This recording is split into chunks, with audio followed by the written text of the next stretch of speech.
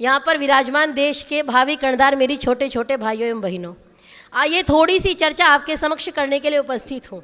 अभी बहुत सुंदर भजन आप महर्षि देव दयानंद सरस्वती जी के विषय में सुन रहे थे।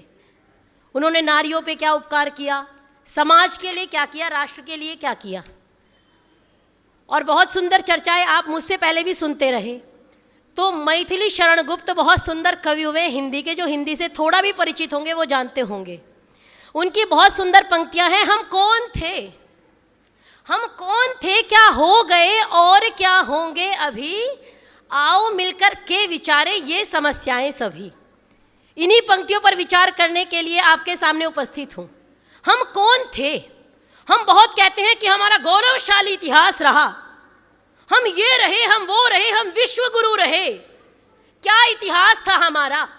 आप विचार करो, जिस देश में मर्यादा पुरुषोत्तम श्री रामचंद्र जी महाराज जैसे लोग हुए, जिस देश में योगीराज श्री कृष्ण चंद्र जी महाराज जैसे लोग हुए, उस देश में भगवानों का इतना भाव हो गया कि साईं बाबा भी हमने पूजने पे ला दिए, इतना भाव हो गया। तो विचार करने की आवश्यकता है कि न्यूनता कहां रही, कमी कहां रही। आप विचार करो, धर्म की स्थापना के लिए आपको याद होगा जब महर्षि विश्वामित्र श्री राम और लक्ष्मण को लेकर के जा रहे थे तो एक हड्डियों का ढेर देखा। उन्होंने पूछा ये हड्डियों का ढेर कैसा है? तो महर्षि विश्वामित्र ने बताया कि कुछ राक्षस है, क्योंकि राक्षस तो हर काल में होते हैं, हर युग में होते हैं, बस उनकी प्रजातियां बदल जाती हैं, उनके कृत्य बदल जाते हैं, लेकिन रहते हमेशा हैं। तो उन्होंने कहा कि ये राक्षस है, और राक्षसों ने जो लोग यज्ञ कर रहे थे उन ऋषि मुनियों की मारा, हत्या की, और ये उनकी हड्डियों का ढांचा है, ये उनकी हड्डियां हैं। तो तब श्री राम ने प्रतिज्ञा की थी, निश्चर हीन करऊ मही, भुज उठाए प्रण कीनह, अर्थात मैं इस पृथ्वी को, इस धरती को राक्षसों से विहीन कर दूंगा। और राम जी कौन थे? राम जी वो थे जिनको देख करके हम जीते हैं, जिनके आचरण पे चल के हम अपने जीवन को उनके जैसा बनाना चाहते हैं। राम जी ने धर्म की स्थापना के लिए प्रतिज्ञा की, मैं धर्म की स्थापना करूंगा। वाल्मीकि रामायण को पढ़ के देखिए, तो महर्षि वाल्मीकि के पास जब चलते हैं, आप रामायण को उठाइए, बालकांड उठाइए, और जब चर्चा पढ़ेंगे तो उन्होंने बहुत सुंदर चर्चा की। उन्होंने कहा कि कौन है श्री राम, क्या गुण है उनके, कौन थे की चर्चा करेंगे। उन्होंने कहा कौन है श्री राम, तो महर्षि वाल्मीकि ने एक बहुत सुंदर श्लोक दिया। उन्होंने कहा सच सर्व गुणोपेतः कौसल्यानंदवर्धनः समुद्रैव गांभीर्ये और धैर्येण हिमवानिव। वो कौशल्या का नंदन है, कौशल्या के पुत्र हैं। अब विचार कीजिए, सर्व गुणोपेतः, उनके अंदर सभी गुण विराजमान हैं, और धैर्येण समुद्रैव गांभीर्य, उनकी गंभीरता अगर देखोगे तो समुद्र के समान है, और धैर्य में वो हिमालय के समान है। ये मर्यादा पुरुषोत्तम का चित्रण कर रहे हैं श्री राम का कौन? महर्षि वाल्मीकि। और हमने क्या चित्रण किया? जो स्वयं कह रहे हैं कि धर्म की स्थापना करूंगा, राक्षसों से विहीन कर दूंगा, हम उनका नाम लेके कहते हैं कि अजगर करे न चाकरी, पंछी करे न काम, और दास मलुका कह गए सबके दाता राम। परिश्रम करना छोड़ दिया, मेहनत करनी छोड़ दी। राम जी तो स्वयं धर्म की स्थापना के लिए युद्ध कर रहे हैं, लेकिन राम जी को मानने वाले लोग क्या कर रहे हैं, ये विचारणीय है। हम भगवान को या किसी भी महापुरुष को अपने हिसाब से मानते हैं, उनके हिसाब से नहीं मानते वो क्या थे। हमको क्या मानना है वो मानेंगे। जैसे राम राम राम राम राम राम कहिए, और जाहे विधि राखे राम, सुना होगा ना आपने, जाहे विधि राखे राम ताहे विधि रहिए। भाई तू शराब पी रहा है, थोड़ी देर में नाली में गिर जाएगा, और पड़ा पड़ा अगर कहे कि जाहे विधि राखे राम, आप विचार कीजिए क्या सही है? आपके सामने धर्म की हानि हो रही हो और आप मौन बैठे हैं, और आप कहें जाहे विधि राखे राम। भाई भाई के लिए जरा सी मेड़ इधर से उधर हो जाए तो तुरंत गला काट देते हैं। आप अखबार उठा के देख लीजिए, और जाहे विधि राखे राम, यही करते हैं। भूल जाते हैं माँ भ्राता भ्रातरम द्विक्षण, वेद का संदेश क्या है। जब अपने पे आती है हमको बहुत चीजें पता है, लेकिन जब दूसरे के बात हो, दूसरे पे आए तब पता है। भाई भाई के लिए छोटी सी जमीन का टुकड़ा इधर से उधर नहीं हुआ तो भूल गए जाहे विधि रहे राम, जाहे विधि राखे राम। राम जी ने कब कहा कि भाई का वध कर दो? राम जी ने कब कहा कि जमीन के टुकड़े के लिए भाई की हत्या कर दो? राम जी ने कब कहा कि धर्म पर प्रहार हो तो तुम मौन रहो? नहीं, हमको पंक्तियां बदलनी पड़ेगी। राम राम राम राम राम राम कहिए, और चाहे विधि राखे राम नहीं, चाहे विधि रहे राम ताहे विधि रहिए। अगर ये लाइन आ जाए, चाहे विधि रहे राम, भाई के लिए इतने बड़े राज्य को ठोकर मारने का उदाहरण बताइए हमारे देश के अलावा किसी देश में हो तो। लेकिन फिर भी हमारे देश में भाई भाई की हत्या हो जाती है। आप बताइए, इतना बड़ा त्याग का अनुपम उदाहरण कहीं मिलेगा? नहीं मिलेगा। लेकिन फिर भी आज जितना पतन हमारा हो रहा है, अन्य किसी का नहीं हो रहा। अपि स्वर्णमयी लंका न में लक्ष्मण रोचते, सब सुनते हैं, सारे दृष्टांत जानते हैं, लेकिन देश के लिए, समाज के लिए, राष्ट्र के लिए कितना समय हम निकालते हैं, ये विचार करने की आवश्यकता है। चाहे विधि रहे राम, जिस दिन ये लाइन अपने जीवन में धारण कर ली, आपका परिवार सुधर जाएगा, समाज सुधर जाएगा, मोहल्ला सुधर जाएगा, राज्य सुधर जाएगा, पूरा राष्ट्र सुधर जाएगा। उन्होंने धर्म की स्थापना के लिए युद्ध किया, तो हम भी धर्म की स्थापना के लिए सूर्य नहीं बन सकते तो दीपक बनने का प्रयास तो करेंगे ही। अगर ये संकल्प प्रत्येक व्यक्ति लेगा तो निश्चित रूप से परिवर्तन आएगा। तो याद रखिए, चाहे विधि रहे राम। मैंने कहा ना, हम कौन थे? हम वो थे जो धर्म की स्थापना के लिए लड़ जाया करते थे, संघर्ष किया करते थे। सेना नहीं बुलाई, जो लोग पास में थे उनको लेकर के युद्ध किया, उनको एकत्र किया, उनको इकट्ठा किया, और अपने राज्य से दूर थे, अयोध्या से दूर थे। उसके बाद धर्म की स्थापना के लिए संघर्ष किए। हम राम जी को मानने वाले लोग, राम जी संध्योपासन करते थे, कितना संध्योपासन करते हैं? राम जी ने अपने कुल की मर्यादा के लिए, अपनी स्त्री की रक्षा के लिए इतना बड़ा युद्ध रच दिया और जाकर के लंका में रावण का विनाश किया। हमसे तो आज समझ में ही नहीं आ रहा कि हमको क्या करना है और किस दिशा में जाना है, क्या संस्कार देना है। हम कौन थे? हम वो थे जो स्वाभिमानी थे, हम वो थे जो धार्मिक थे, हम वो थे जो सर्वगुणोपेता वाले राम जी को मानते थे। हम क्या हो गए? आज हमने राम जी को दलित विरोधी बना दिया। यही चल रहा है ना, शंभूक वध किया था। एक एक लांछन हर महापुरुष पे लगा दो जिससे कि लोगों की आस्था हिल जाए। राम जी स्त्री विरोधी थे, यही षड्यंत्र चल रहा है, यही प्रोपेगेंडा चल रहा है, और हमको लगता है हाँ सही चल रहा है, कोई बात नहीं। हमको धर्म से दूर करने का प्रतिदिन प्रयास किया जाता है, हमको समझ में नहीं आता। अगले महापुरुष कौन हुए? श्री कृष्ण जी। कौन थे श्री कृष्ण जी? अभी जन्माष्टमी हम सभी ने मनाई। कौन थे श्री कृष्ण जी? तो कहेंगे जी माखन चोर थे, रासलीला रचाते थे। यही तो हो रहा है। अपने बच्चों को एक दिन तो राधा कृष्ण बना के स्कूल में भेज दो जी। जन्माष्टमी के दिन आप सभी के पास मैसेज आए होंगे, जन्माष्टमी की छुट्टी होती है, तो उससे पहले ही दिन मैसेज आ गया कि सब अपने बच्चों को, लड़की है तो राधा की ड्रेस में आएगी और लड़का है तो कन्हैया की, कृष्ण जी नहीं, कन्हैया जी की ड्रेस में आएंगे। अभी अखबार की एक कटिंग सोशल मीडिया पे बहुत वायरल है, आपने भी देखी होगी। LKG में एडमिशन कराया है, किसका? लड्डू गोपाल का। कौन सी कक्षा में? LKG में। आप विचार करो, इससे ज्यादा पतन शायद किसी समाज का नहीं हुआ जितना हमारा हुआ। LKG में एडमिशन हो रहा है, बाकायदा फीस भरी जाती है, बाकायदा बस का किराया दिया जाता है, उनके लिए सीट रखी गई है। आप एक तरफ तो कहते हैं वो भगवान थे, हमको तो कहते हैं आप तो मानते ही नहीं, आपको तो मतलब ही नहीं। आप मानते हैं अगर वो ईश्वर भी है, अगर वो भगवान भी है, तो आप LKG में एडमिशन कराने वाले होते कौन है भाई? कृष्ण जी कौन थे? कृष्ण जी वो थे जब महाभारत में युधिष्ठिर ने कहा मुझे राजसूय यज्ञ की चर्चा हुई, तो पता लगा अब युधिष्ठिर राजसूय यज्ञ करेंगे। उन्होंने कहा मैं श्री कृष्ण जी को बुलवाना चाहता हूं, उनसे सलाह करना चाहता हूं। वो हर कार्य उनसे सलाह करके करते थे। अब श्री कृष्ण जी को बुलाया गया। श्री कृष्ण जी जब आए तो श्री कृष्ण जी ने कहा कि आप तब तक ये यज्ञ पूर्ण नहीं होगा जब तक जरासंध नाम का जो राजा है अगर वो नष्ट नहीं होगा। उसने 86 राजा बंदी बनाए। अब जैसे तैसे उन्होंने नीति से, बहुत नीतिमान थे श्री कृष्ण, जरासंध का वध करा दिया। जब वध हो गया तो उन्होंने कहा राजसूय यज्ञ किया जाए। राजसूय यज्ञ में अर्घ्य पूजा देने की बात आई, तो कहा कि अर्घ्य पूजा किसे दी जाए? तो भीष्म पितामह ने कहा कि इस सभा में वेद वेदांग तत्वज्ञों, कितनी बड़ी बात कह रहे हैं, वेद वेदांग तत्वज्ञों अर्थात वेद और वेदांग के ज्ञाता थे। कौन? वेद वेदांग विज्ञानम बलम चाप्यधिकम तथा। किसके लिए कहा जा रहा है? श्री कृष्ण जी के लिए, जो वेद वेदांग को जानते हैं और केवल वेद वेदांग को नहीं जानते, बलम चाप्यधिकम तथा, बल में भी अधिक है। नृणाम लोके ही कौन्योस्ति, इस सृष्टि पर उनके अतिरिक्त कौन है? केशवाद्रिते विशिष्ट केशवाद्रिते, केशव के अतिरिक्त ऐसा कोई नहीं जिसकी अर्घ्य पूजा की जाए, इसलिए श्री कृष्ण की अर्घ्य पूजा की गई।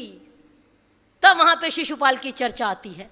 आप विचार करो, जिनके लिए भीष्म पितामह जैसे व्यक्तित्व कह रहे हैं कि वेद वेदांग विज्ञानम, हम क्या, हमारी औकात उनके सामने, हम उनका एलकेजी में एडमिशन कराते हैं। इससे घोर पतन। आप कहते रहिए हम कौन थे, इसीलिए कहती हूं हम कौन थे। हम वो थे कि भगवत गीता तो पढ़ेंगे, और भगवत गीता में क्या कहते हैं कृष्ण जी? परित्राणाय साधूनाम विनाशाय च दुष्कृताम धर्म संस्थापनार्थाय संभवामि युगे युगे। परित्राणाय साधूनाम और विनाशाय च दुष्कृताम, दुष्टों के विनाश के लिए पृथ्वी पे आया। अगर मैं आया हूं तो धर्म की स्थापना के लिए, धर्म संस्थापनार्थाय। और हमने क्या कह दिया? ना ना, कृष्ण जी स्वयं कहते हैं मैं धर्म की स्थापना के लिए आया हूं। हम कहते नहीं नहीं, आप गलत है महाराज, आप धर्म की स्थापना के लिए नहीं आए। मनियारे का वेश बनाया, श्याम चूड़ी बेचने आया। हमारी आंखों में इतने निर्लज्ज हम हो गए कि अपने महापुरुषों का, अपने भगवानों पे जितने लांछन हमने लगाए, दुनिया का कोई मत मजहब संप्रदाय अपने उपासकों पे इतने लांछन लगा नहीं सकता जितना हमने लगाए। आप ये देखिए, इसको उत्थान कहते हैं या पतन कहते हैं। जो कह रहे हैं मैं धर्म की स्थापना के लिए आया हूं, हम कहते हैं ना ना, आप धर्म की स्थापना नहीं कर सकते। जो कहते हैं मेरे रथ को, अर्जुन ने कहा मेरे रथ को बीच में लेके चलो, मैं देखना चाहता हूं मुझे किन लोगों से लड़ना है। जब अर्जुन ने देखा ये तो मेरे पिता लोग हैं, मेरे पितामह लोग हैं, मेरे गुरु लोग हैं, मेरे चाचा है, मेरा ताऊ है, मेरा बेटा है, ऐसा कोई नहीं मेरा संबंधी जो युद्ध के मैदान में ना हो, तो उसने कहा नहीं नहीं, सीदंती मम गात्राणि मुखम च परिशुष्यति वे पथुश्च शरीर में रोमहर्षश्च जायते। सीदंती मम गात्राणि, मेरा शरीर कांप रहा है, मैं नहीं लड़ सकता, ये तो अपने लोग हैं। और अगली पंक्ति कही कि अपि त्रैलोक्य राज्यस्य, आप एक लोग छोड़ दो, अगर तीनों लोगों का राज्य भी मुझे इनको मारने के बदले मिले, ये तो पृथ्वी है, तो भी मैं इनको मारना नहीं चाहूंगा। श्रीमद् भगवद गीता में है। उसके बाद कृष्ण जी ने अगर अर्जुन को तैयार किया युद्ध के लिए, अगर उन्होंने समझाया कि इस आत्मा को ये नष्ट नहीं होगी, नहीं न छिन्दन्ति शस्त्राणि नहीं नम दहति पावकः, ये नष्ट नहीं होगी, इससे प्रेरित होकर अधर्म करना पाप है, और योद्धा है, युद्ध के मैदान में खड़ा है तो युद्ध कर, पीछे मत हट।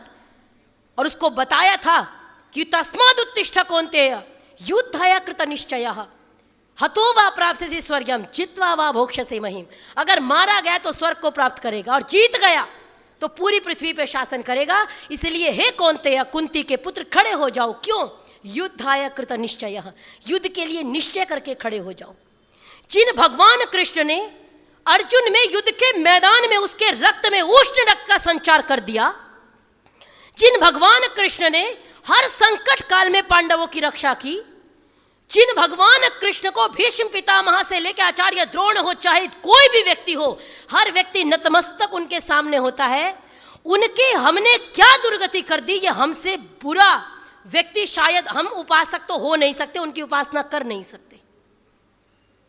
जन्माष्टमी पे किसी भी महापुरुष का दूसरे मत मजहब संप्रदाय वाले हमारा मजाक बना जाते हैं, हम कुछ मतलब नहीं। जो व्यक्ति पूर्ण जीवन, महर्षि देव दयानंद सरस्वती सत्यार्थ प्रकाश में लिखते हैं कि श्री कृष्ण का चरित्र महाभारत में अत्युत्तम है, उत्तम नहीं कहा, अत्युत्तम है। उन्होंने जन्म से लेके और मृत्यु पर्यंत कोई भी बुरा कार्य नहीं किया, और हमने तो उनसे इतने बुरे कार्य करा दिए कि आप समझ भी नहीं सकते। एलकेजी में एडमिशन, जिन्होंने गुरुकुल शिक्षा ग्रहण की, जो सांदीपनि मुनि के आश्रम में जाकर के विद्या ग्रहण करते हैं, या तो आप उनको गुरुकुल में पढ़ाए थे, ये छोड़ दो कि गुरुकुल में नहीं पढ़े थे, कॉन्वेंट में पढ़ा रहे हैं हम अपने भगवानों को। आप विचार करो, इसको उत्थान कहते हैं या पतन कहते हैं। और फिर कहते हैं हम तो कृष्ण जी को भगवान मानते हैं। आपकी आस्था हो सकती है, लेकिन महाभारत पढ़ के तो देखिए, कृष्ण जी का स्वरूप पढ़ के तो देखिए। हमने एलकेजी में एडमिशन कराया, कितने लोग मजाक बनाते होंगे। अगर वो एलकेजी में एडमिशन करा रहे हैं तो कॉन्वेंट वाले ज्यादा महान है भाई। गुरुकुल शिक्षा को बंद कर देना चाहिए। अगर हमारे भगवान भी कॉन्वेंट में जाने लग जाएं तो हम तो उनके जैसा आचरण करेंगे। यद यदाचरति श्रेष्ठ तद तद्वेत्तरो जनः, जैसा वो आचरण करेंगे वैसे हम। अगर वो एलकेजी में पढ़ सकते हैं तो हमारे बच्चे क्यों नहीं पढ़ेंगे? फिर गुरुकुलों की क्या आवश्यकता है? तो ऐसे पतन नहीं हुआ। मुसाफिर जी की पंक्तियां है ना कि गैरत है जवानों के अगर खून उबल जाते।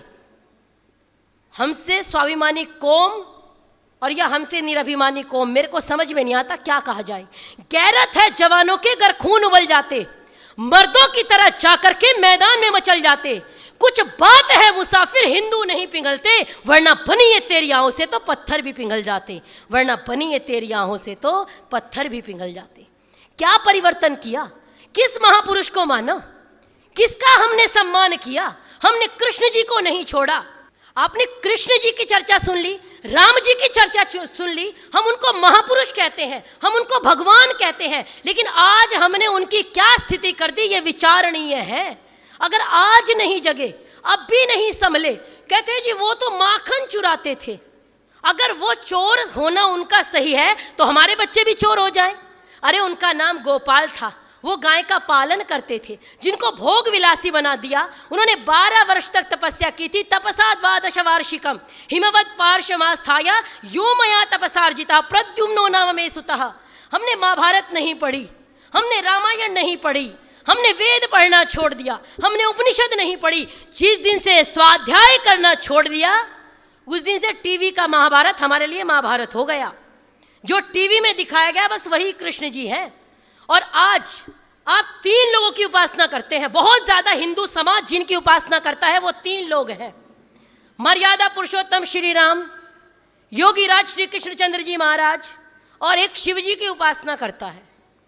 तीनों की बहुत ज्यादा उपासना होती है। अभी श्रावण मास तो पूरा ही शिव जी की उपासना में गया, आप सभी ने देखा भी होगा।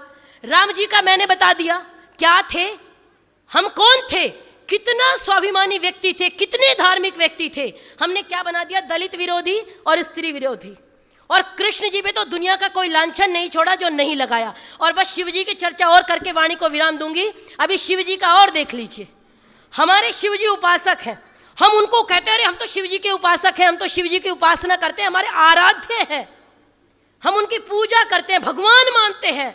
कुछ लोग ईश्वर मान रहे हैं, लेकिन उसके बाद क्या कहते हैं, नीलकंठ पे चढ़ के भोला पी गया बाल्टी भांग। विचार करके देखो, इसको उत्थान कहते हैं या पतन कहते हैं। आज भी हमारी आत्मा नहीं दुखी होती, हमारा कलेजा नहीं कांपता। नीलकंठ पे चढ़ के भोला पी गया बाल्टी भांग, उनको नशेड़ी बना दिया, भंगेड़ी बना दिया। आप विचार करो, जिनके आराध्य हमने खुद के आराध्य स्वयं नशेड़ी बना दिए, गंजेड़ी बना दिए, तो हम स्वाभिमानी कैसे रह सकते हैं? अगर बस यही कहूंगी कि धर्म एव हतो हन्ति धर्मो रक्षति रक्षितः। सही उपासना कीजिए, धर्म का सही स्वरूप जानिए, स्वाध्याय कीजिए, वेदों का अध्ययन कीजिए, उपनिषदों का अध्ययन कीजिए। और महाभारत और रामायण बहुत आसान भाषा में उपलब्ध हैं। अगर श्लोक संस्कृत में पढ़ने नहीं आते तो हिंदी में ही पढ़ लीजिए, लेकिन कम से कम लांछन लगाने में हमारे ईश्वर, हमारे आराध्य जिनकी हमें उपासना करनी है उनको छोड़ दीजिए, क्योंकि अगर वो नहीं बचे तो हमारे पास स्वाभिमान के लिए कुछ रह नहीं जाएगा। और याद रखिए, अंधेरा बहुत घना है। स्वामी दयानंद तो एक अकेले इतने कार्य कर गए, तो वो ही वाली बात है कि हम दिव्य नहीं हैं दयानंद से, एक छोटी सी चिंगारी हैं, लेकिन जहां खड़े हैं वहीं राष्ट्र की अस्मत के एक पुजारी हैं, जहां खड़े हैं वहीं राष्ट्र की अस्मत के एक पुजारी हैं। तो स्वामी दयानंद के सिपाहियों को इन सब विषयों पे ध्यान देना चाहिए, क्योंकि इनके कारण हमारे देश का, समाज का, राष्ट्र का, और जिनको हम हिंदू समाज कहते हैं, सनातनी कहते हैं, लोग उनका उपहास उड़ाने लगे हैं। तो हम सभी को जागरूक होकर अपनी आवाज़ उठानी चाहिए। धर्म की रक्षा करेंगे तो धर्म हमारी रक्षा करेगा, और मारा हुआ धर्म आपका भी विनाश कर देगा। तो इसलिए वयम राष्ट्रे जागृयाम पुरोहिता, हम राष्ट्र के जागरूक पुरोहित बने और जागरूक रहेंगे तो निश्चित रूप से परिवर्तन आएगा। और अंतिम में दो पंक्तियां कहकर वाणी को विराम दूंगी।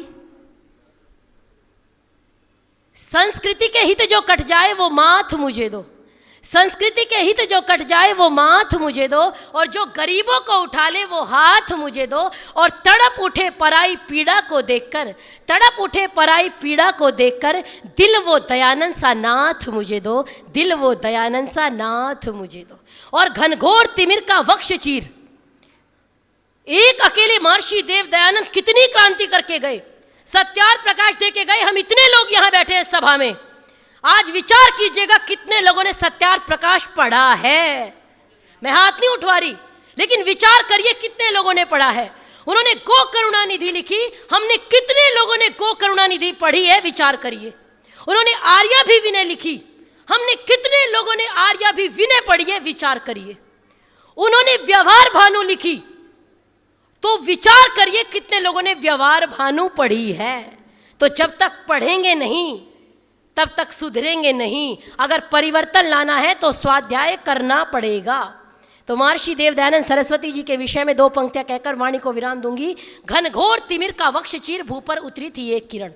जैसे आज चीर हरण करते हैं ना, द्रौपदी का चीर हरण सुना जाता है, लेकिन कृष्ण जी का हो रहा है वास्तविकता में। घनघोर तिमिर का वक्ष चीर, भू पर उतरी थी एक किरण, संदेश सवेरे का लाई हम करते उसका अभिनंदन, और जंजीरों से जकड़े स्वदेश को राह दिखाई थी तूने, जिसको काल भी न बुझा सके वह क्षमा जलाई थी तूने, जिसको काल भी न बुझा सके वह क्षमा जलाई थी तूने। घनघोर तिमिर के आंगन में, घनघोर तिमिर के आंगन में तू बीज उषा के बोता था, आवाज लगाई थी तूने जब सारा भारत सोता था, आवाज लगाई थी तूने जब सारा भारत सोता था। धन्यवाद। इति